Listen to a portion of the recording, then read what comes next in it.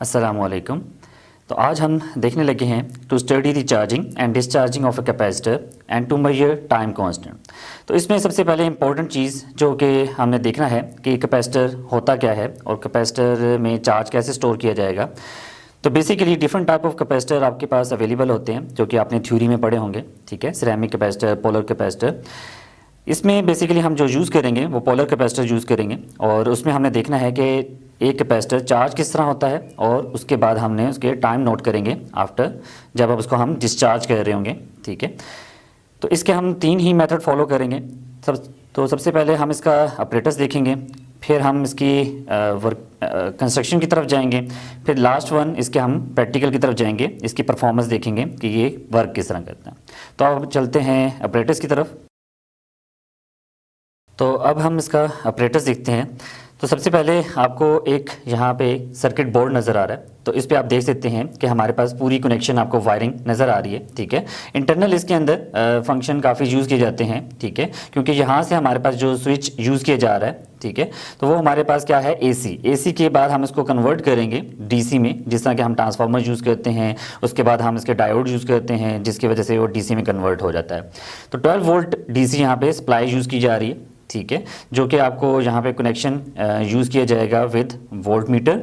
उसके बाद हमारे पास कैपेसिटर यूज़ किया जाएगा, ठीक है। कैपेसिटर भी अभी आपको दिखाता हूँ कैपेसिटर किस तरह के होते हैं।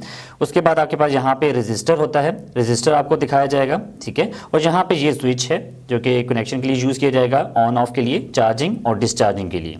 यहाँ पे हमारे पास ये स्टॉप वॉच है जो कि आप यूज़ कर सकते हैं, ठीक है। कोई भी तरह की स्टॉप वॉच मोबाइल पे भी होती है, आपकी घड़ियों में भी होती है जो कि आप यूज़ कर सकते हो। उसी तरह हमारे पास जो मैं कैपेसिटर बता रहा था, ये डिफरेंट टाइप ऑफ कैपेसिटर होते हैं, ठीक है।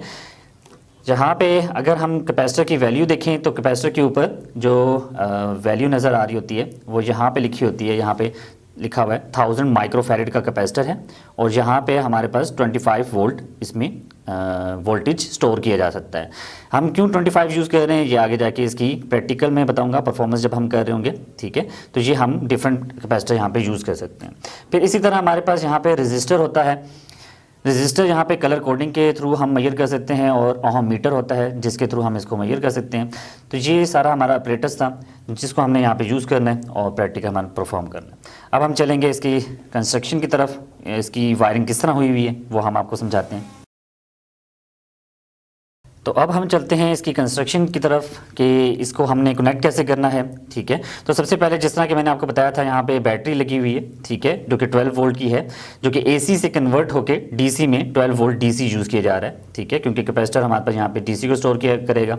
दूसरी चीज़ हमारे पास यहाँ पे है कि ये हमारे पास कैपेसिटर लगाने की जगह है और जहाँ से मैं कोई भी कैपेसिटर यहाँ पे ले लेता हूँ, जिस तरह यहाँ पे 1000 माइक्रोफैरेड और 25 वोल्ट यहाँ पे प्लेस किया जा रहा है। इसको यहाँ पे बेसिकली कनेक्ट करने के लिए आपको देखना पड़ेगा कि इसके पॉजिटिव और नेगेटिव दो टर्मिनल होते हैं। जहाँ पे ये आपके पास लाइनिंग नज़र आ रही है, ये आपके पास क्या है, नेगेटिव टर्मिनल, और जहाँ पे कुछ भी नहीं है वो पॉजिटिव टर्मिनल होता है, ठीक है।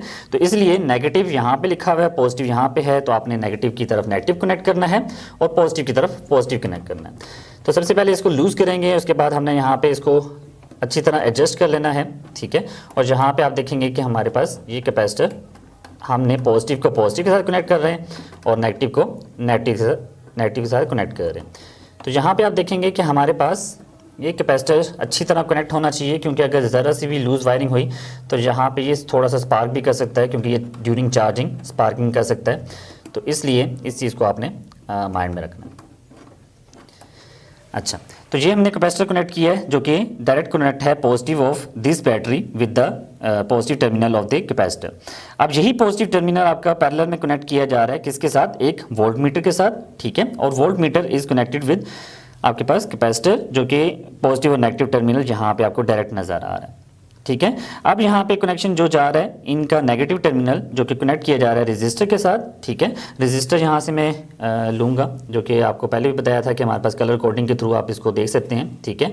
जहाँ पे 10 किलो ओहम का रेजिस्टर हम यूज़ कर रहे हैं, ठीक है। इसका कोई पॉजिटिव और नेगेटिव नहीं होता, तो इसको आप जिस तरह लगा लें कोई इशू नहीं है, ठीक है। जैसे आपने इसकी कनेक्शन करना है जिस तरह आप कैपेसिटर का किया था, इसका भी टाइट ही कनेक्शन करेंगे ताकि कोई लूज़ वायरिंग ना रहे इसके अंदर।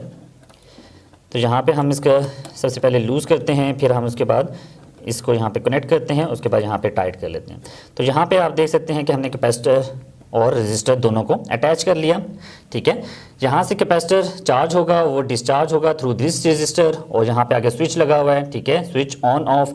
अगर ऊपर की तरफ स्विच होगा तो बी टाइप है, तो इसका मतलब ऊपर वाला सर्किट कनेक्ट होगा जिसमें बैटरी का कोई ताल्लुक नहीं होगा, ठीक है। लेकिन अगर मैं बात करता हूँ कि जिसमें अगर मैं स्विच को नीचे करूँगा तो ये ए के साथ कनेक्ट होगा स्विच, तो इसका मतलब क्या हुआ, बैटरी कनेक्ट हो जाएगी इस रेजिस्टर के साथ और इस कैपेसिटर के साथ जो कि आपके पास यहाँ पे यूज़ किया जा रहा है, ठीक है, और इसमें चार्जिंग होना स्टार्ट हो जाएगी।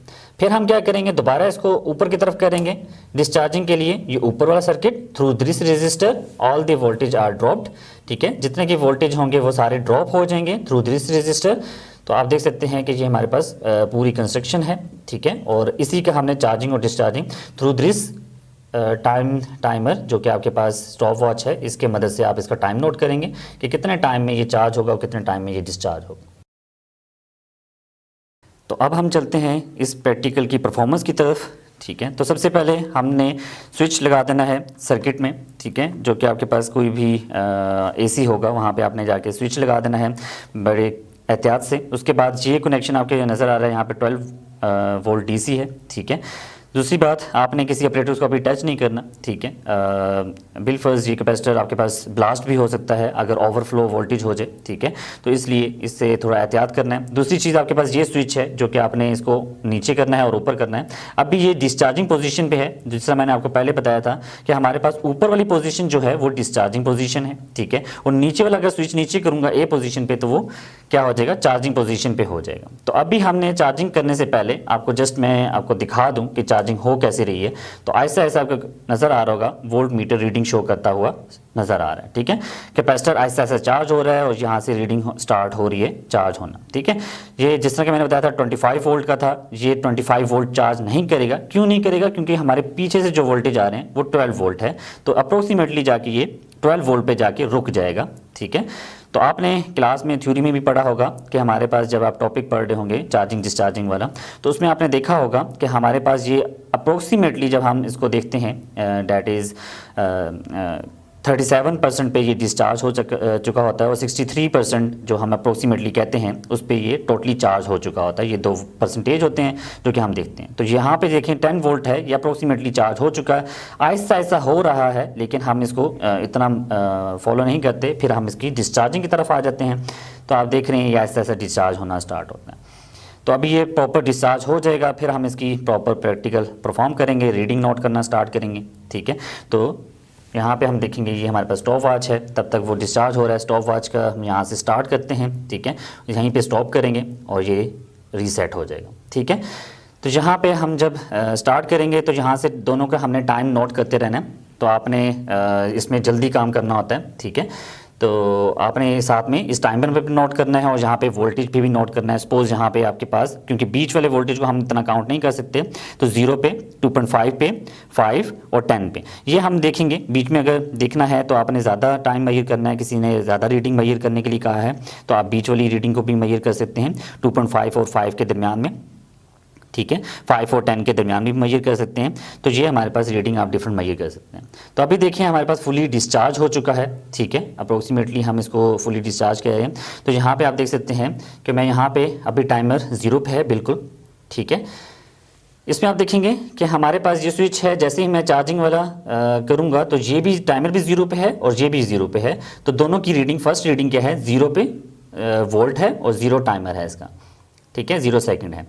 तो जैसे ही मैं टाइमर ऑन करूंगा साथ में 2.5 पे एक टाइम नोट कर लूँगा, फिर आपके पास 5 पे एक टाइम नोट कर लूँगा, फिर 10 पे एक टाइम नोट कर लूँगा। अगर एग्जामिनर आपको कहता है कि डिफरेंट और भी करें तो बीच वाले भी रीडिंग को आप मेजर कर सकते हैं। तो अभी आप देखें जैसे ही मैं यहाँ से स्विच को नीचे करूँगा, यहाँ से टाइमर आपका ऑन हो जाएगा, ठीक है। तो ये आप देख सकते हैं कि हमारे पास जैसे ही मैंने नीचे किया 2.5 पे 2 सेकेंड, 5 पे 5 सेकंड ही हो रहा है, ठीक है, आहिस्ता आहिस्ता स्लो डाउन हो रहा है। तो आप देख सकते हैं 10 पे हमारे पास 7.5 पे देख सकते हैं 10 हो गया। इसी तरह 10 पे पहुंचेगा, 10 पे टाइम लगाएगा, ठीक है, आहिस्ता आहिस्ता स्लो होता है, यहाँ पे पहुंच रहा है। तो आप देख सकते हैं जैसे ही ये टाइम पे पहुंचेगा तो हमारे पास रीडिंग काफ़ी हाई हो चुकी है, ठीक है, इस स्टॉप वॉच की।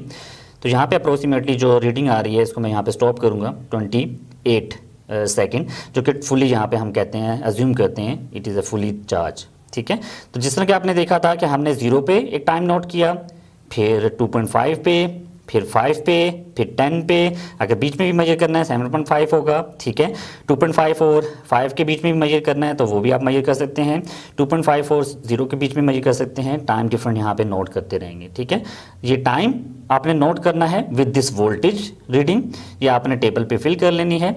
ठीक है, इसके बाद आपको प्रोसीजर होगा जो कि टाइम कांस्टेंट फाइंड करना होगा, तो रजिस्टर और कैपेसिटर की वैल्यू को मल्टीप्लाई कर देंगे तो आपको पता चल जाएगा टाइम कांस्टेंट की वैल्यू क्या है, जिससे आपके पास क्या हो रहा है, रीडिंग हमारे पास किस तरह की आएगी।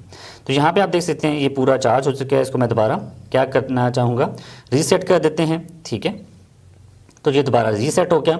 अब हमने मेजर करना है इसका डिस्चार्जिंग टाइम, तो मैंने क्या करना है, इस स्विच को ऊपर कर देना है ताकि ये डिस्चार्जिंग स्टार्ट हो जाए। जैसे ही मैं ऊपर करूँगा साथ में ही स्टॉप वॉच को भी प्ले कर दूँ। तो मैंने क्या किया, इस स्विच को ऊपर किया और साथ में स्टॉप वॉच प्ले किया। तो यहाँ पे आपके पास 7.5 पे, फिर हमने देखना है 5 पे देखना है, फिर हमने 2.5 पे, जिस तरह यहाँ पे 7 आ रहा है। ठीक है, ऐसा ऐसा ये डिस्चार्जिंग आप नीडल देख रहे होंगे, ऐसे ऐसे कम होती जा रही है। जैसे ये 0 पे पहुँचेगी फुली डिस्चार्ज हो चुका होगा और हमारे पास जो रीडिंग आएगी उसको हम नोट कर लेंगे। तो हमने ये बारी बारी रीडिंग नोट करते रहना है। ठीक है, जिसकी मदद से हमारे पास ये प्रैक्टिकल परफॉर्म हो जाएगा। हमने टाइम मेजर किया, वोल्टेज मेजर किया, इन दोनों का ग्राफ बना लेंगे हम। तो यहाँ पे आप देख रहे हैं 0 आ गया, तो यहाँ पे अप्रोक्सीमेटली 31 सेकंड कह सकते हैं हमारे पास, जो कि फुली डिस्चार्ज हो चुका है। ठीक है, तो ये दो टाइम आपने मेजर किए, जिसमें आपने देखा कि हमने चार्जिंग का टाइम मेजर किया विद वोल्टेज एंड डिस्चार्जिंग का टाइम मेजर किया विद वोल्टेज। तो दोनों का ग्राफ हमने बना लेना है। ठीक है, थ्रू ग्राफ पेपर, जिससे हमें पता चलेगा चार्जिंग और डिस्चार्जिंग का ग्राफ किस तरह बनता है। तो ये हमारा प्रैक्टिकल था। उम्मीद है कि आपको अच्छे से समझ आई होगी।